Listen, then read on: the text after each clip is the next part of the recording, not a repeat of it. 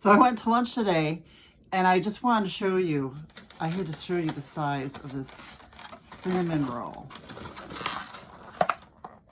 Look at the size of this cinnamon roll. This is gonna take me a week, 10 days at least.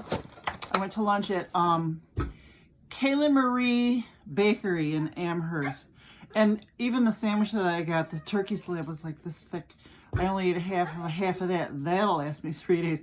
Jax is crying. He wants some of this cinnamon roll. Kayla Marie on Transit Road in Amherst. Holy.